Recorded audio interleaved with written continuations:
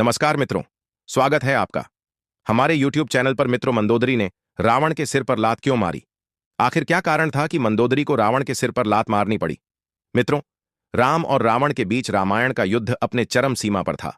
मेघनाथ युद्ध मैदान पर श्री राम जी की सेना का डटकर मुकाबला कर रहा था।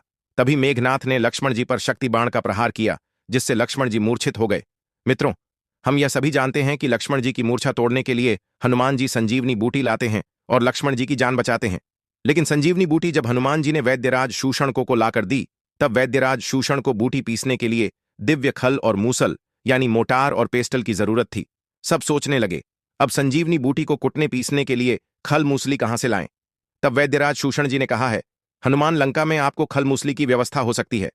रावण के महल में चमत्कारी खल और मूसली थी, जिसको रावण अपने शयन कक्ष में रखकर सोता था। हनुमान जी खल मूसली की व्यवस्था के लिए लंका में प्रवेश करते हैं। हर जगह ढूंढते हुए वह चले जाते हैं। रावण के शयन कक्ष में हनुमान जी चुपचाप रावण के कक्ष में प्रवेश करते हैं और देखते हैं रात्रि के समय रावण अपने शयन कक्ष में गहरी नींद में है और पास ही में मंदोदरी एक ओर सुशोभित होकर सो रही है। हनुमान जी की दृष्टि एक अलौकिक खल और मूसल पर पड़ती है। हनुमान जी जय श्री राम का नारा लगाते हुए, यही खल मूसल चाहिए जिससे संजीवनी बूटी को पीसकर लक्ष्मण जी को जीवित किया जा सके। लेकिन यह तो रावण के पास है, इसे चुपचाप निकालना ही होगा। वे मंद मुस्कान के साथ आगे बढ़ते हैं। तब हनुमान जी अपनी माया से रावण के बालों को उसके पलंग के डंडे से बांध देते हैं, जिससे वह हिल न सके। फिर वे खल और मूसल उठाकर बाहर जाने लगते हैं। हनुमान जी की गड़गड़ाहट से रावण की नींद खुल जाती है। वह देखता है कि कोई उसके कक्ष से कुछ लेकर भाग रहे हैं। वह तुरंत उठने की कोशिश करता है, लेकिन उसके बाल किसी अदृश्य शक्ति से बंधे हुए होते हैं। वह संघर्ष करता है, किंतु सफल नहीं हो पाता। रावण क्रोध में कहता है, यह क्या मायाजाल है? कौन है जो लंका के राजा को इस प्रकार अपमानित कर रहा है? रावण गुस्से में जोर जोर से हिलता है, किंतु गांठ नहीं खुलती। वह मंदोदरी को जगाने के लिए पुकारता है, मंदोदरी उठो, देखो यह कौन मुझ पर यह जादू कर गया। मंदोदरी आंखें मलते हुए उठती है।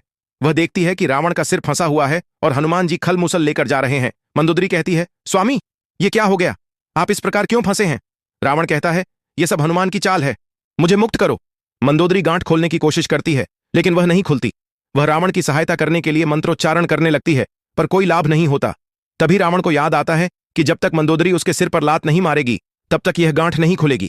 रावण मंदोदरी को लात मारने के लिए कहता है, मंदोदरी, तुम्हें मेरे सिर पर लात मारनी होगी, तभी मैं इस माया से मुक्त हो पाऊंगा।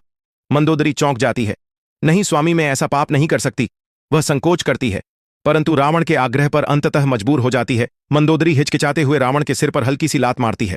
अचानक गांठ खुल जाती है और रावण मुक्त हो जाता है।